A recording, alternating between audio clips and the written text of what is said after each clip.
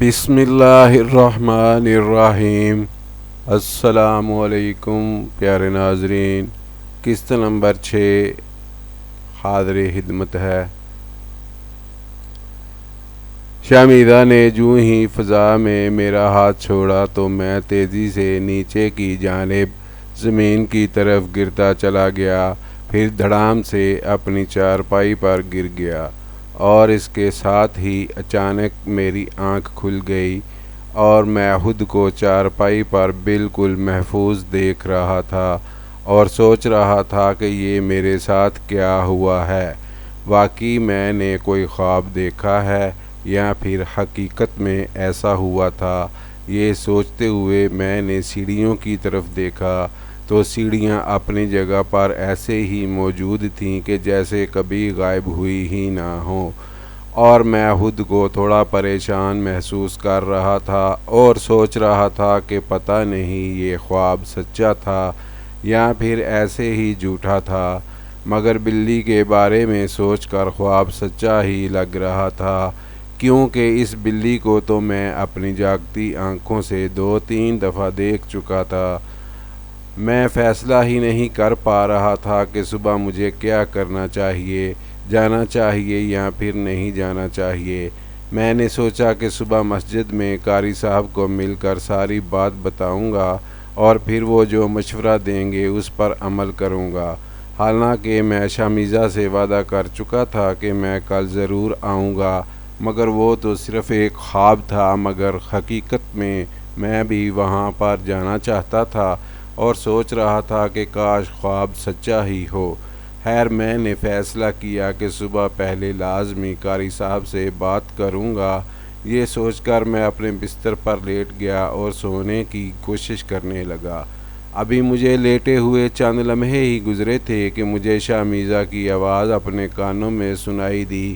وہ کہہ رہی تھی کہ نادر کیا میں تم سے بات کر سکتی ہوں؟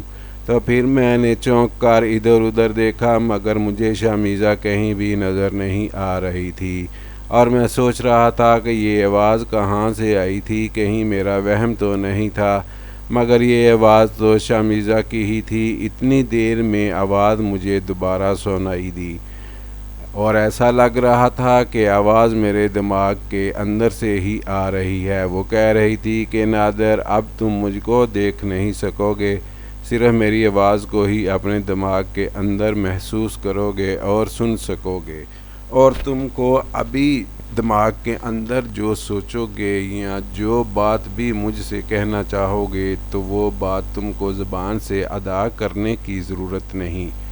یہ کہہ کر وہ تھوڑی دیر کے لیے رکی اور پھر اس نے مجھ سے پوچھا کہ نادر، کیا میں تم سے اس وقت چند باتیں کر سکتی ہوں؟ میں نے سوچا کہ باتیں کر بھی رہی ہے اور اجازت بھی مانگ رہی ہے، تو فوراً اس کی آواز آئی کہ نادر، تم ٹھیک کہہ رہے ہو، مگر میں نے تم سے بات چیت شروع تو کرنی تھی نا، لیکن اگر تم کو برا لگ رہا ہے یا تم مجھ سے بات نہیں کرنا چاہتے تو میں چلی جاتی ہوں۔ میں نے کہا کہ بولو، کیا کہنا چاہتی ہو، مگر اس سے پہلے مجھے یہ بتاؤ کہ تم ہو کہاں، مجھ کو نظر کیوں نہیں آ رہی؟ تو اس نے کہا کہ نادر، میں نے تم کو پہلے بھی بولا ہے کہ اب تم مجھے کل تک نہیں دیکھ سکتے، ہاں البتہ صرف میری آواز کو محسوس کر سکتے ہو۔ میں نے کہا ٹھیک ہے، اگر تم میرے سامنے نہیں آنا چاہتی تو بولو، میں سن رہا ہوں۔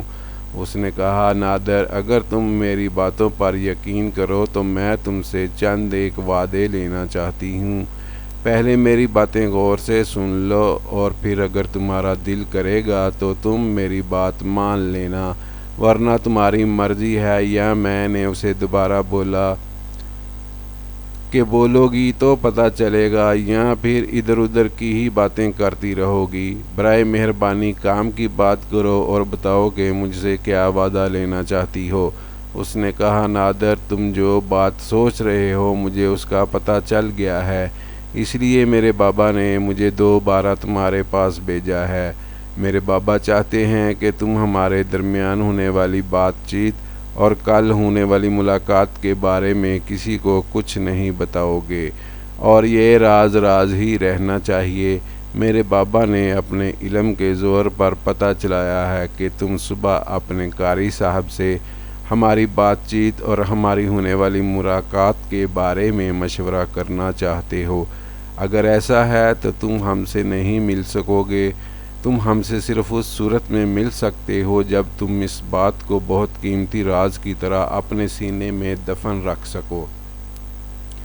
اگر تم کو ہماری طرف سے کچھ خوف یا بے یقینی ہے تو وہ ہم دور کر سکتے ہیں۔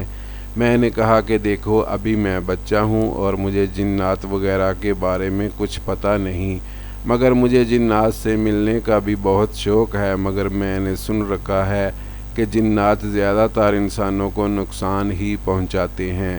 میں تو اس لیے قاری صاحب سے مشورہ کرنا چاہتا ہوں، اور پھر وہ جیسا کہیں گے اور جس طرح کہیں گے اس طرح کر لوں گا۔ اس نے کہا کہ دیکھو نادر، اگر تم ایسا کرو گے تو اس کا مطلب ہے کہ تم ہمارے درمیان کسی اور کو لے کر آ رہے ہو، جو کہ مناسب نہیں ہے۔ اور دیکھو، اگر ہم تم کو کوئی نقصان ہی پہنچانا چاہتے ہیں تو ابھی بھی پہنچا سکتے ہیں، اور تم کچھ بھی نہیں کر سکتے۔ اور اگر میں چاہتی تو تھوڑی دیر پہلے تم کو چارپائی پر اتنے آرام سے نہ گراتی، بلکہ تم کو زمین پر گرا دیتی، جس سے تمہاری کوئی نہ کوئی ہڈی پسلی لازمی ٹوٹ جاتی۔ پھر تم کیا کر سکتے تھے؟ میں نے کہا وہ تو میں نے اپنے قاری صاحب کا بتایا ہوا عمل اپنے اوپر دم کیا تھا، اس لیے۔ اس نے کہا کہ اچھا چلو، اب پھر تم اپنے اوپر دم کر کے دیکھ لو۔ میں تم کو پھر ہوا میں اٹھانے لگی ہوں، اور اس کے ساتھ ہی میرا جسم چارپائی سے اوپر فضا میں اٹھنا شروع ہو چکا تھا۔ مجھے لگ رہا تھا کہ میرا جسم پتھر کی طرح سخت ہو گیا ہے، اور میں صرف اپنی گردن اور آنکھیں ہی ہلا سکتا تھا۔ باقی سارا جسم میرا پتھر کی طرح ہو چکا تھا، اور ایسا لگ رہا تھا کہ میں کسی لکڑ کے تختے پر لیٹا ہوا ہوں۔ تو میں نے فوراً اپنے قاری صاحب کا بتایا ہوا عمل پڑھنے کی کوشش کی، مگر میں اس وقت حیران و پریشان رہ گیا جب میں نے دیکھا کہ وہ سارا عمل میں بھول چکا تھا، اور نہایت کوشش کرنے کے باوجود بھی میرے ذہن میں کچھ نہیں آ رہا تھا، اور میں حیران تھا کہ میں یہ سب کچھ کیسے بھول گیا ہوں۔ اور میں بالکل بے یار و مددگار اپنی گردن گھما کر نیچے اپنے پھپھو کی طرف اور کبھی شاہ زیب اور فاطمہ کی طرف دیکھ رہا تھا، مگر وہ سب لوگ آرام سے بے خبر سوئے ہوئے تھے۔ ان کو کچھ معلوم نہیں تھا کہ میرے ساتھ کیا ہو رہا ہے۔ اتنی دیر میں شامیزہ کی آواز میرے ذہن میں ابھری۔ وہ کہہ رہی تھی کہ نادر، اب بتاؤ، کیا میں تم کو نیچے زمین پر گرا سکتی ہوں کہ نہیں، یا پھر تم کو فضا میں ہی اور اوپر بلند کر کے کہیں دور جا کے گرا دوں تو تم کیا کر سکتے ہو؟ میں نے کہا اگر تمہارے بقول میں تمہارا محسن ہوں تو مجھے یقین ہے کہ تم میرے ساتھ ایسا ہرگز نہیں کرو گی، کیونکہ میں نے اپنے قاری صاحب سے سن رکھا ہے کہ جن اپنے دوستوں کو کبھی بھی نقصان نہیں پہنچاتے۔ تو اس نے ہنس کر کہا، یہی بات تو میں تم سے پہلے سے کہہ رہی ہوں، مگر تم سمجھ ہی نہیں رہے۔ لو، اب آرام سے اپنی چارپائی پر جاؤ۔ اور پھر میرا جسم نیچے چارپائی کی طرف آنا شروع ہو گیا، اور چند ہی لمحوں میں میں آرام سے اپنی چارپائی پر پہنچ چکا تھا، اور میرا جسم بالکل نارمل حالت میں واپس آ چکا تھا۔ اور شامیزہ کی آواز میرے ذہن میں آ رہی تھی۔ وہ پوچھ رہی تھی کہ ہاں نادر، تم ٹھیک تو ہو نا؟ میرا مطلب ہے کوئی ڈر اور خوف تو محسوس نہیں کر رہے؟ میں نے کہا پہلے تو نہیں ڈر لگ رہا تھا، مگر اب کچھ خوف سا محسوس ہو رہا ہے، کیونکہ میں تو اپنے قاری صاحب کا بتایا ہوا عمل ہی بھول چکا ہوں۔ اس نے کہا کہ نہیں، تم بھولے نہیں ہو، وہ تو صرف تھوڑی دیر کے لیے میں نے تمہارے ذہن پر قبضہ کیا تھا، اس لیے۔ مگر اگر تم میرے قبضہ کرنے سے پہلے وہ عمل کر لیتے تو کر سکتے تھے، مگر میں نے تم کو پھر بھی اٹھا لینا تھا، کیونکہ میرا ارادہ تم کو نقصان پہنچانے کا ہرگز نہیں تھا۔ اور پھر میں نے تمہارے ذہن سے کچھ دیر کے لیے یہ عمل بھلا دیا تھا، کیونکہ اس سے پہلے میں تم پر قبضہ جما چکی تھی اور اب تم کچھ بھی نہیں کر سکتے تھے۔